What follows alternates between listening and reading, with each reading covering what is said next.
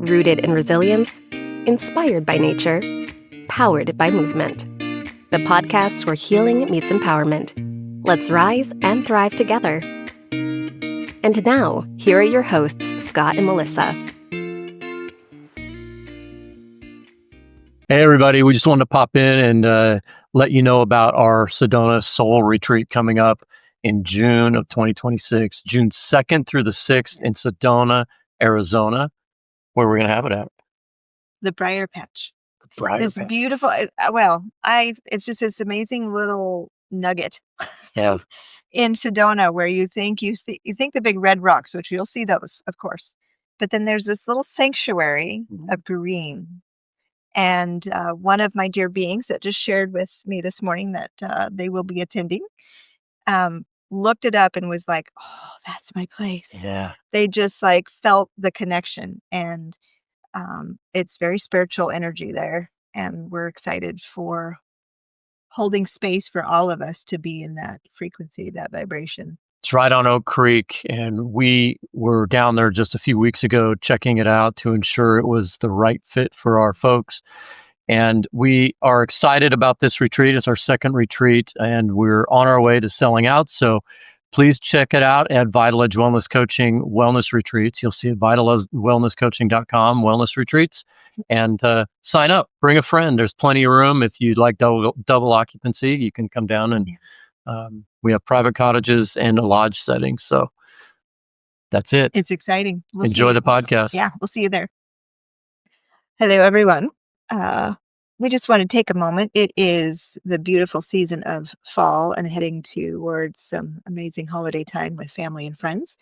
So we wanted to offer a little reprieve, and we've had some requests for our past videos, accolades for them. And so we're going to play those and take a little break during our holiday time, let you enjoy time with your family and yourself. If you have an individual, I love some of that quiet time. There we go. Yeah, so enjoy some past episodes from Rise and Thrive, a podcast by Vital Edge, and we'll see you soon. Hello, everybody. Welcome to Rise and Thrive, a podcast by Vital Edge Wellness Coaching. I'm Scott Sadler. And this is Melissa Hedstrom. Yes. And we're here today to discuss fear, what it is, what it isn't, how to navigate fear. Yeah. Mm-hmm. I know it well. Yes. We all know it well, don't we? And if you say you don't, I don't believe you. Well, that's something. Yeah, we'll talk about that too. Yeah. Denial of fear is a form of fear. But first, as you know, we like to ground, and we like to help you find those pockets throughout your day where you can breathe and you can tap in and you can slow down.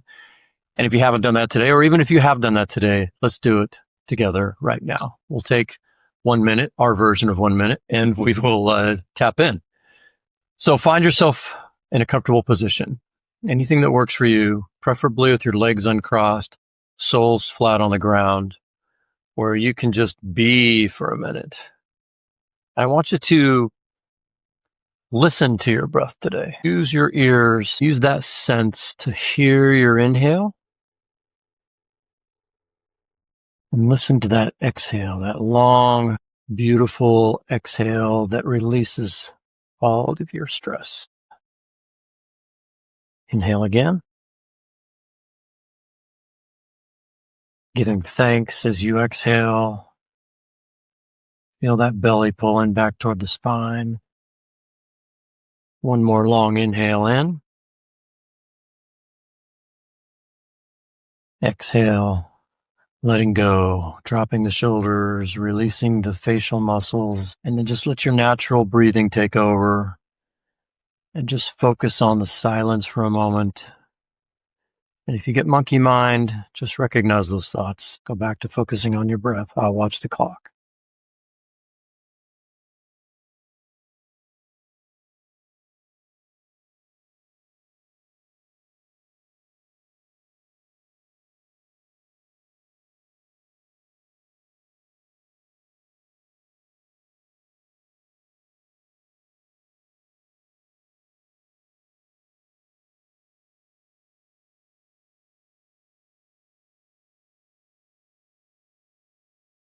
All right, getting ready now. Take another long inhale. Hold it at the top. And with more gratitude, release that exhale. Start moving your fingers and toes. Maybe roll your shoulders around. Maybe move your neck side to side gently. Come back into the room or the space that you're in. And let's talk about fear. That just sounds wrong. It does. It does. But I'd like to start. You may start. I will start. So it's interesting that Scott brought that topic to mind today. In my yoga classes right now that I teach, we started kind of in the fall. I have this rhythm of coming back to the chakras. And if you're familiar with that, it's not some kind of like untouchable. It's really the systems of your body. So the root chakra, being the base of your pelvis, is connected with that physical safety. And then, because when we talked about the word fear, my first thing is, well, fear and safety go hand in hand for me. So if you're feeling fearful, you're not feeling safe. If you're not feeling safe, you're feeling some fearful. So I feel that.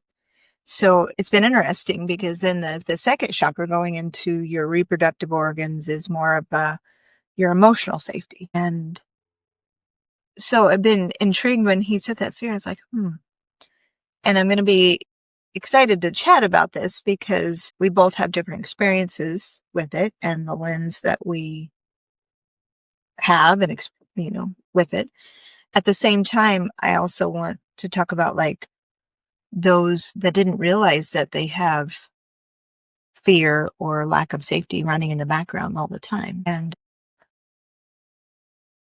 And so before we go on there, I was just kind of laying the groundwork. Like if any of you study psychology a little bit, Maslow's hierarchy of needs, it's that first base is that feeling safe, home, shelter, all those things, right? Your necessities taken care of, to feel that reduction of fear and to feel safe so that we can grow into feeling more creative and that kind of stuff. So I just think that blossoms into our topic of what is fear, and are we functioning with it? Are we knowing how to help the body process it? Or how do we feel stable and strong and come back into that nice ground, that foundation, so that we can live in that creative space, that nourished space? So I don't know if that's let's bringing that up. Let's go to that in a few minutes. Let's start first with what fear is. Right? Yeah. Fear is an evolutionary process. We don't talk about it like that often enough, I don't think. Every entity on the planet uses fear Right. in an evolutionary process to seek safety, to escape danger. Well, and we're all bent towards that, right? Yeah. That's because you have to question that before you. Yeah, that's what I'm saying. I want to go really, really sub-baseline here, because what I'm trying to say is every entity and being on the planet has it. We don't all use it the same way. Yeah. Especially not humans, as we have become, as we've evolved and we've created these communities and this way of living. That's the best way I can put it. We're so far from the root of what fear intended it for us initially that now it's in our minds. Much of it, not always, but much of it is in our minds. I think about your comment about the root chakra and physical safety. Money, it's not a physical thing, but we've made it a physical thing. People concerned about their financials, that's a root chakra. It's become a physical thing, even though money's not really a physical thing. I mean, you can touch it, but the use of money is what I'm talking about, right? So we've created these new fears that don't necessarily correlate to what fear intended for us as a species. And so we need to acknowledge that much of it is man-made. Wouldn't you agree? Yes. And I'd say you're coming back to, right, the fight, flight, freeze, right? That wiring that we have, that when the body knows, it picks up on signals, sensations that it is not safe, it is preparing on a physiological level to run, to fight, right? To submit, to freeze. And now we got a new one called fawn. It's not new, but it's being addressed. People pleasing So these categories, that was when we were back in the day. If we go back to, like you said, the root, the hunter-gatherer, if we go back, you needed to be on guard, your environment. If you needed to hunt and gather and have the stress and the, saber-toothed tiger. Right. And it's chasing you, or the way you're chasing it, or it's chasing you. And then the human body was made to then go through a bout of that, like an acute situation, and then recover. And what we're talking about is that's the foundation. We're all wired for that. But what we now have evolved in and living in is gone into what's called a chronic state, which the bodies aren't wired for that.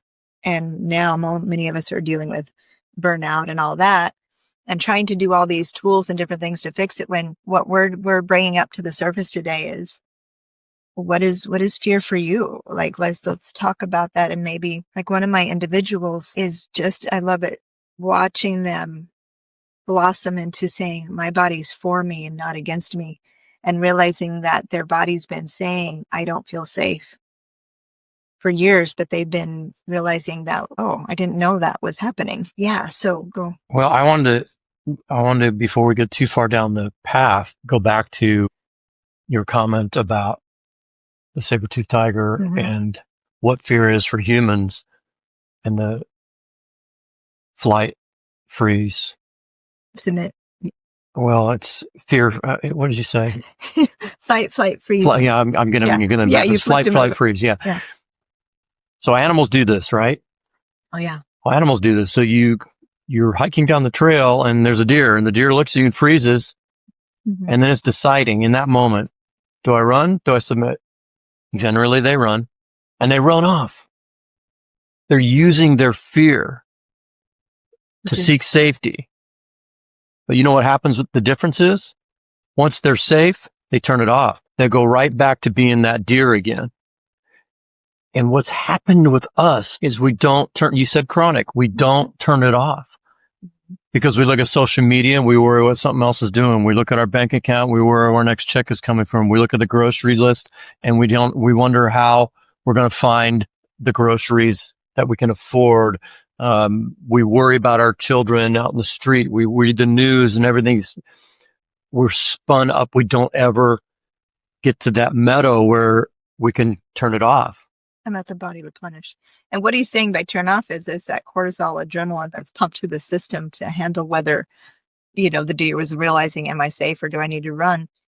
And so it's able to release that, and the stress got processed out of the body. And for us, we're holding on to it. We're keeping the story going. Sleeplessness. Yeah, we're accumulating stress, in the body. Alcoholism.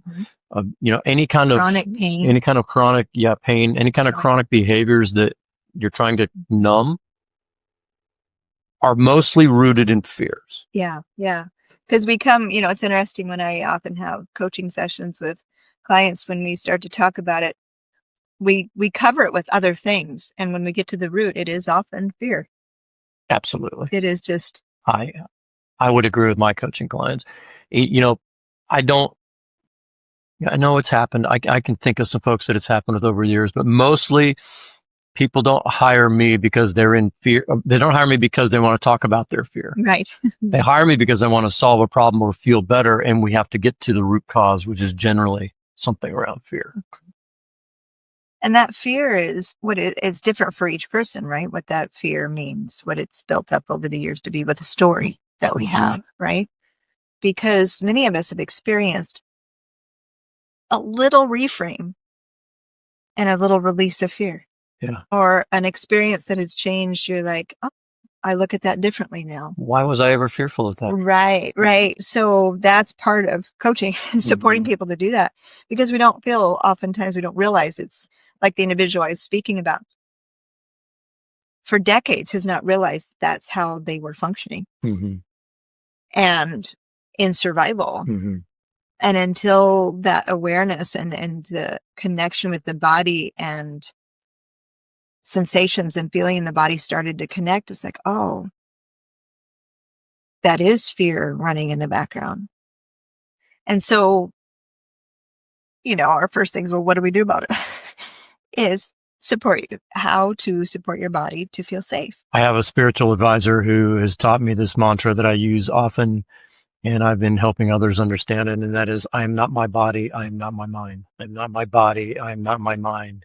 And that really helps me release, because my feeling is we're not our bodies. We're not my minds. We're something greater than that. We're consciousness awakening in this world.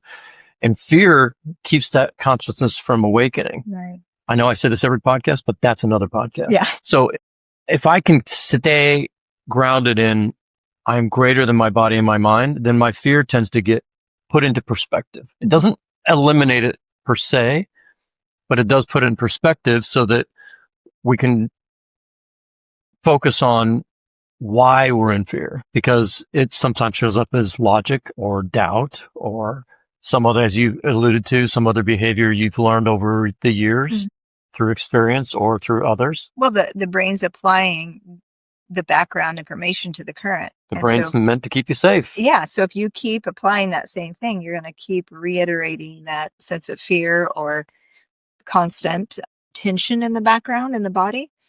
Something that's helped me, because I get kind of nerdy on the chemistry side, is that when I think about the moments I have fear, that I'm thinking this little bundle of adrenaline and cortisol is going through my body. And so if I can do something that helps ground it and breathe or talk it out with someone, lessen its power, I look at it from a, physiological standpoint, that I'm helping that chemistry dissipate. And when you shift some of your chemistry, right, and your body's not preoccupied with this surge of chemistry, cortisol, adrenaline going through to be protective then I get to soften. I get more ideas. I feel more inspired. I feel more excited about things, more open to do something versus wanting to huddle down and just get through. Or hope it goes away. Yeah. Because I'm just reiterating the pattern that it will stay if I do those things. But that's what's helped me, is to look at it as a chemistry. I'm helping some of that little surge that came through, just like the deer had that surge, but was able to then let it go and recover. Humans don't let it go. So I look at, what do I do to let it go? And it's not just that philosophical, let it go. No, it's getting back to the instinctive, like deer. You've seen dogs fight. They get in a dog fight, and then they go their separate ways. And a minute later, they're like, la, la, la, I'm a happy dog again. And people don't do that. No. Oh man, I sky today. And you carry it around, and you're telling the story over and over again. You're reliving it, and you're keeping yourself, your chemicals I'm talking about, you're keeping those chemicals churning. You can't sleep. So you get up and you take a pill. Now you oversleep because you're fired up. And now you get up in the morning, you're upset. It just continues. You're feeding. Animals don't do that. Yeah. This is something to watch. I love seeing this, and it's a way to just, I think about the animals, think about both of our dogs, like taking Bailey on a walk. If she is another dog across the street has gotten her a little bit riled up, what does she do after? Is that her version of riled up? It doesn't look very riled up. Well, Bailey doesn't. She's pretty soothed. She's pretty chill. But when she wants to go and see that dog and I won't let her, or she's been startled by a dog coming around and she's barked, what does she do after? Guess. What does she do after? What have you seen Mia do? After she barks? Yeah, after she's been startled or stressed. Well, her hair's up. Yeah, and then she just, she just shakes it off. She kind of goes a different energetic direction. Right, you just watch the shake off. And this reminds me, too, my dear yoga teacher, one of her passions is to get into and spread the support of yoga in the penitentiary.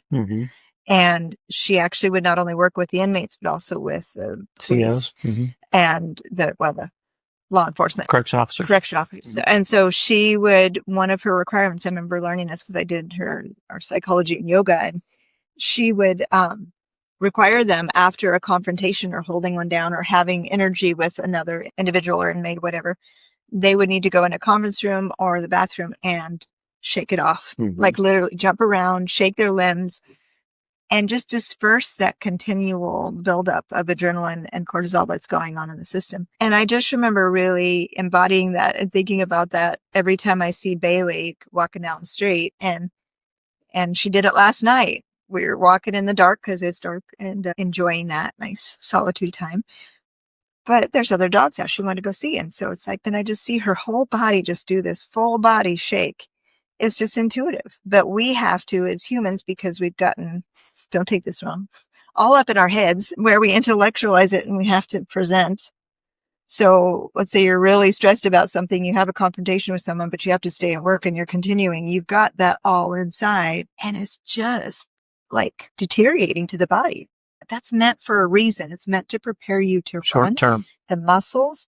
And if that's soaking around in you, it is breaking you down. So that's why it was important for us to bring it up, because I think right now, especially, well, the world today, I think we're beginning with the level of news and all that kind of stuff. We're functioning in the soup of that. Yeah, well, I'd like to make a op-ed comment on something you just said in the world today. We're always saying, well, today's world. I know. That's why I hesitated. This is the best times humans have ever experienced on the planet. That's why I was hesitating. We are no longer living in medieval times. We're not burning witches at the stake. We are not. There's a lot of problems in the world. And I know some of you out there saying, but what about? Yes, and yet we are the most comfortable we've ever been. We have luxuries that previous generations never had. We're living longer. We're more healthy in a lot of ways. We're also less healthy in a lot of ways. And so I just want to be clear that when we talk about, we're going back to the old times, we're not. But what has happened is we don't know how to manage all this newness with social media and AI and expectations of who we're supposed to be by others and by ourselves. And these are the ages and stages I'm always talking about that we go through. And since I'm in my 6th decade, I can talk about this from a place of experience now. That we have to understand how to manage our fears as early as possible in life, but it's never too late. I have overcome fears that I've had my entire life in just recent decades, right? Where I'm just like, why am I worried about that? And I consider myself a pretty fearless person. But you said something earlier about that background. You think you're fearless, but then something happens that you go, what is this? I got triggered. And I didn't know that was living there. So 2 things, we're living in a great world of opportunity, lots of positives, but we still have to look at those generational taught fears that live in us, that live in the background. So do you have any story about sometime you've overcome a fear that you've recognized? Or something you're working on now, maybe you haven't even overcome? Where shall I begin? Spin the wheel. Where? Well, for me, it was a realization, just like I was sharing about my individual that I was spending some time with, a client. I grew up in fear. It was foundationally taught to me. So I didn't realize that's how I was functioning. And I'm just, not to be gender here, but as a female, my having a overprotective, I say overprotective, but a very protective father,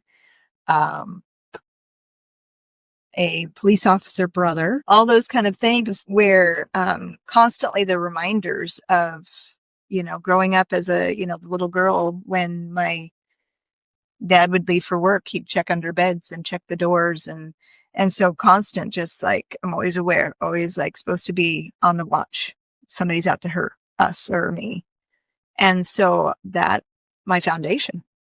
So it kept me from living life. I mean, I didn't go anywhere. Wasn't safe. Like an adventurous. Yeah, wasn't it? Yeah, very much homebody. And so I'm just now starting to deepen that awareness and Ages, stages. Yeah. And I shouldn't say just now. It's been an ongoing process. It's been, incremental change of getting more courage to do things. And it's not because it's unsafe. It's because my pattern and my chemistry wanted to keep me safe and said, literally the message I grew up with was I want you to be safe, so don't do anything. If you don't do anything, then you'll be safe. And, so if you need to be safe and not do anything, that means it's fearful to go out there. Yeah. So that's where when I slowly eased out of that and have had different life experiences that have nudged me to have more courage. But I say on a daily basis, I have moments of fear every day, and I have to, and that's, right up front, that's part of why I have a dog, a big dog. I think I sent a meme to the kids of like, here's my protective animal. I got big giant golden retriever on its back hanging out. Anyways, it's a journey for each of us to be on, to see how were we wired. Because yes, we have like human body chemistry, but then we also were raised in different environments. So yes, the world today has a lot of cushion and a lot of comforts that we didn't, but we know a lot of people that are having challenging times even more and living in even more constant fear every day. There's never a lack of that. Yeah. Right. Yeah. So that's my experience. Is I'm still on a day-to-day basis working on it and supporting my chemistry, my environment. And this is something I work very, very frequently with clients on, is your insides, your nervous system is what your body is registering as current.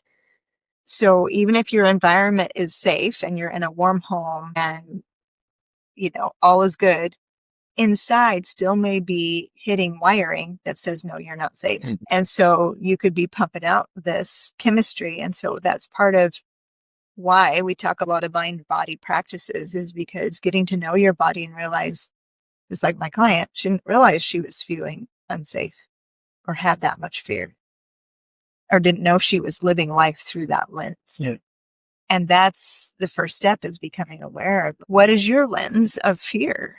What does it look like for you? It's not to put it down, or it's not to say, oh, I'm messed up and what's wrong with me? It's like, oh, I see what I needed to do to feel safe at that time. And maybe I no longer need to do that, and I can start rewiring it. That's good. So, well, I'll tell you, one of my fears ever since I was a young child was not being good enough. Apply anything, whether it was sports or school or work. And I used that fear as a motivator. But the fear didn't go away. Mm-hmm. So I'll prove you that I am good enough. Yeah. And then I had that still nagging feeling it's still not good enough. And it all started some belief system that I picked up from probably my parents or my family at that age, when it roots in, right? That you've got to prove yourself.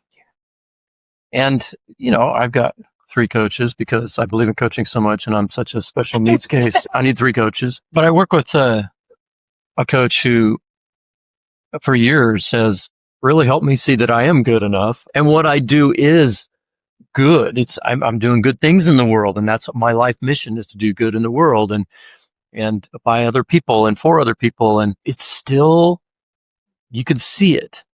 I can see it right now. Just like, well, are you though? Yeah. And so that voice, tying it to your comment about self-awareness, can be there. It can live there. That's fine. I just don't give it much attention anymore. So when we talk about eliminating fear, yes, that's the ultimate goal. However, don't beat yourself up if it's still going to be with you for the rest of your life. Just know that, that's going to run my life. Yeah. It's not going to run my life. Well, that's the balance right there. You nailed it, because we still need some of it, right? And fear comes in such different forms, right? We've talked about with our coaching clients. We uncover it. It connects to anything. And I just think about, it can be used wisely at times, or it can block us. And that's for each of us to. I just want you to remember the animals. Yeah. Shake it off. Feel the fear and know, okay, I've gotten away from the animal that's chasing me, and now I can go back to just being a deer again. Right? Okay, I got into a spat with that dog, not you, the dog. And now I'm back and I'm just let it go. Pump it out of your system, right? So let's talk about some practical tools, right? I think you're all going to know one of the first things we're going to say is the breath. Mm-hmm. There's a reason we start every podcast with a breathing exercise because it automatically puts you in psychological and physical safety. Right? So don't forget to use your breath. And I think that I'm not a great journaler. I'm a hit and miss journaler. But I do think writing things out has an amazing impact on reflecting on your experience, because you've heard me say you don't learn from your experience, you learn from reflecting on your experience. And too many times we don't reflect enough to learn from it.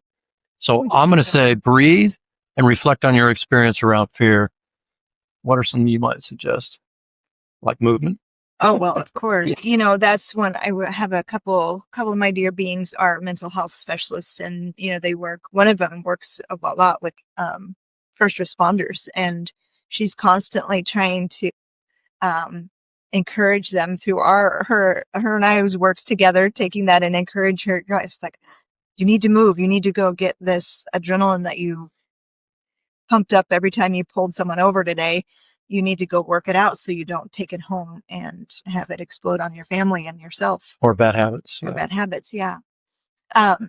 So, and I remember Maddie, one of the things when she would get up, and when you say stress buildup, that can include fear. That can include all the different fear about money, worry, all those things. I just remember saying, Mom, I got to go work out. I got to go work out the crazies. She would just every day, and so exercising your body, going for walks. Good chemicals. The proven thing right now is if you need to just walk it off, walk 7 minutes one way and 7 minutes the other. It takes 14 minutes to move that emotion through the system. But literally, I'm going to say, shake it off. It sounds weird, but if you feel comfortable to do so in the privacy of your own home, literally jump around, shake out your limbs, shake out another limb, shake a leg, shake a leg. It literally helps to move that. And helps us to rebalance the fear, right? To know, is this really something I need to be prepared for, or fight or flight, or can I?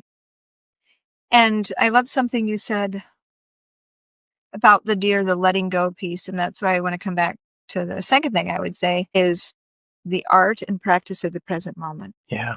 Because the present moment, just like that deer, goes back to the present moment. And in that present moment, in the safety of the forest, it is fine. Yeah. But what we do is we keep the story spinning, so we keep the worry and the fear rolling. And that's part of the present moment practice. And that includes the breath. That includes going and moving your body, doing something to ground yourself. And it's easier said than done when you first start. That's why we want to build community. It's easier said than done when you've been doing it for years. I know, it is. Not even after you first start. And we tend to live in the past. Yeah. Or the future. So to Melissa's point, first is to recognize, where am I living right now? Am I living where I had that fear an hour ago or 2 days ago? Am I still living there? Am I living in the future that it's going to happen again? And determine where you're living and then bring it back. Yeah. And or am I, I had this little thought I haven't shared with you, like, oh, I'm starting to see a little bit more clearly of what my lens looks like, of how I am applying old ways of being, old patterns, thinking I'm changing them, but noticing that they're still getting applied to the current. And I see a little bit of glimpse of what it looks like without that lens. And I want more of that. It's really good. I like the lens idea. So I'm like continuing to say, okay, I'm becoming more aware when I have a reaction or a response to think, oh, how am I looking through? Am I looking through from my past experiences on this experience right now? Because I've gotten a little taste of a different lens, and I want more of that, because I don't no longer am in those situations and those past environments that I needed those at that time or chose those behaviors at that time. And so I get to let them go. So before we end, we do want to acknowledge that there are people who are living in constant fear, who do not have any control, who cannot change their situation. And we want to acknowledge that what we're talking about today are people who have some sense of control and can control their situation. There are a lot of bad things out there in the world, and people are stuck in situations that they don't have any support and they don't have any knowledge or any escape. And we want to acknowledge those folks if you're listening to this, keep working, keep trying, keep searching. We don't want you to think, oh, it's just so easy. Just do these things. We have a lot of gratitude for the lives that we live, and not everyone can be in that situation. And I just want to send it out to you and to the universe that we acknowledge the suffering, and we're not expecting that our words will have a quick fix on your situation, but we still believe in you, and we still want to acknowledge your situation is not our situation. Yeah. So I appreciate that. All right. Kind of a heavy topic today, a very necessary topic. We will be weaving this into other podcasts as we move forward to continue to support you in your journey. And we would ask you to please go and rate and review our podcast. And if you would go to your platform and click the stars and leave us a review, and then share this with your friends and family, it would really help us, and we feel like it would help others. And if you do that, for the first 5 people that we see do that, we've got a little gift we're going to send you. So we will find you once we see it. We'll find you. Once you click those buttons and rate and review us, we'll be in contact with you. We're going to send you a little gift from Vital Edge Wellness Coaching. And we want to thank you for being here today. And if you ever need any support, you can reach Scott here. You can reach Melissa here. Both amazing coaches. We'd love to work with you. And keep us in mind if you have ideas you'd like to have us feature on the show. We're always open and love to hear from you. So go out and take care of each other, and don't forget to take care of yourself. And we'll see you next time here on Rise and Thrive. All right. Namaste. Thanks for tuning in to Rise and Thrive, a podcast by Vital Edge Wellness Coaching. If you found this episode meaningful, please rate, review, and share it with someone who might need it. For upcoming retreats and to join the Vital Edge Wellness community, head to vitaledgewellnesscoaching.com. Let's rise and thrive together.